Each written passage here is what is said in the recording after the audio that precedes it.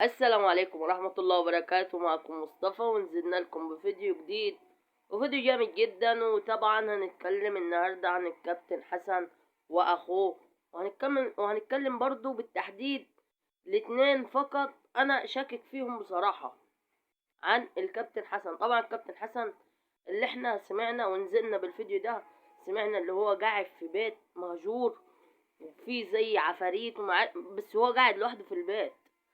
بس اللي ليه خاصية في الحوار ده الكابتن حسن وعمر شار.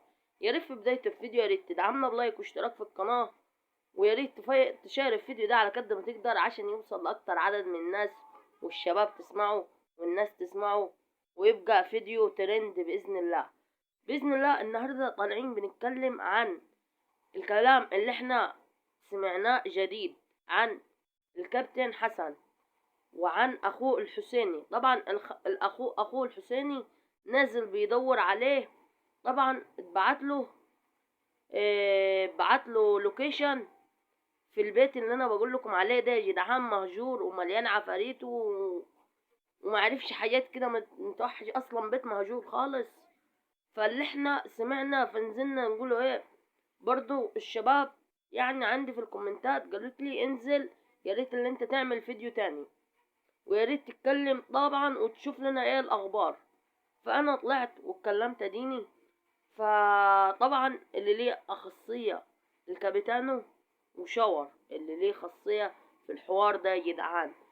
فالدنيا مقلوبة لاخد دلوة، والحوار طلع بجد ان الكابتن حسن يا جدعان مخطوف، وفي حتة زي ما انا قلت لكم مهجورة، في بيت مهجور اصلا.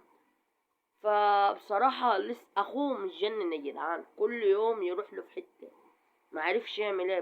بيقول بلغ الحكومة، بس انا معرفش بلغ الحكومة زي ما هو بيقول ولا لا.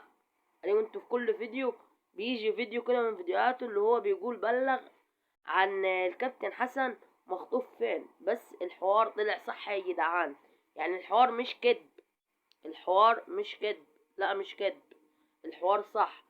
بس اللي احنا عرفناه وطالعين نتكلم عليه ان عمر شاور والكابيتانو لهم يد في الموضوع ده يا جدعان.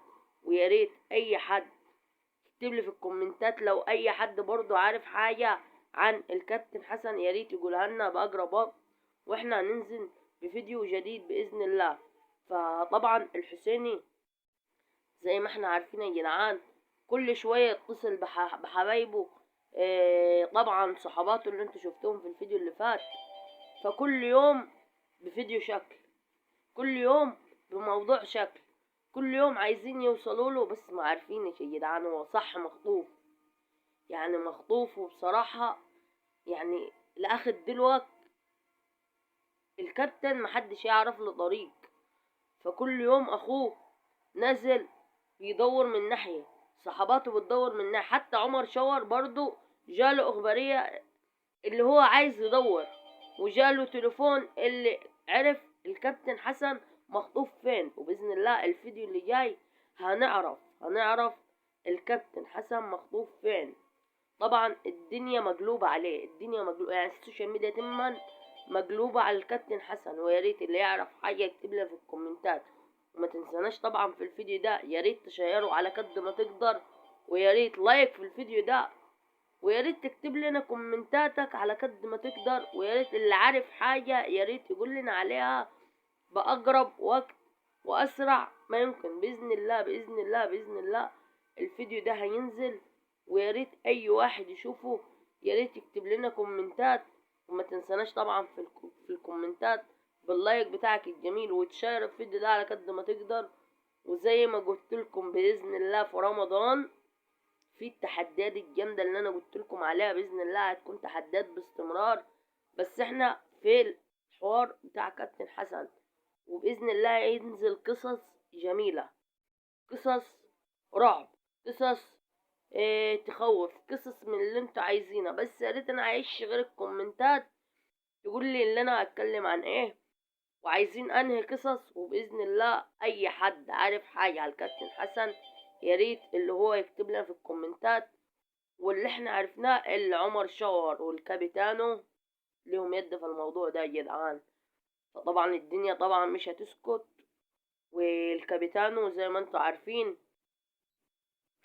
في شوية حوارات كده محدش يعرفها، فممكن يكون الكابيتانو عامل حوار في الحسيني، فانا برضو معرفش. فبإذن الله يلاقوا معلومة جديدة، اي حد يلاقي معلومة جديدة يكتبها لنا في الكومنتات، وهنطلع بإذن الله نقول للمشاهدين ونتكلم عليها. بس انا ما طالبش منك غير تشارك الفيديو ده بإذن الله. الحمد لله الفيديوهين اللي احنا رفعناهم على الكابتن حسن يعني محققين ايرادات جامدة جدا، مشاهدات جامدة، يعني الناس بتتفرج، فالناس عايزة ان انا اتكلم على الكابتن حسن. فانا باذن الله كل يوم هتكلم لكم على الكابتن حسن، وباذن الله هجيب لكم معلومة صح، وباذن الله هجيب لكم معلومة تفيد المشاهدين. وباذن الله يا حسيني باذن الله تلاقي اخوك، واي معلومة يا جدعان هقولها لكم في الفيديو الجاي باذن الله. يكون نهاية الفيديو بإذن الله، تنتظرني في فيديو جديد جامد جدا. وبإذن الله زي ما قلت لكم طبعا في رمضان التحديات زي ما قلنا، بس الفيديو ده يا ريت تشيروا على قد ما تقدروا. ده يكون نهاية الفيديو بإذن الله، تنتظرني في فيديو جامد جدا برضو للكابتن حسن ومعلومة جديدة بإذن الله. ده يكون نهاية الفيديو، انتظرني في فيديو جديد. سلام.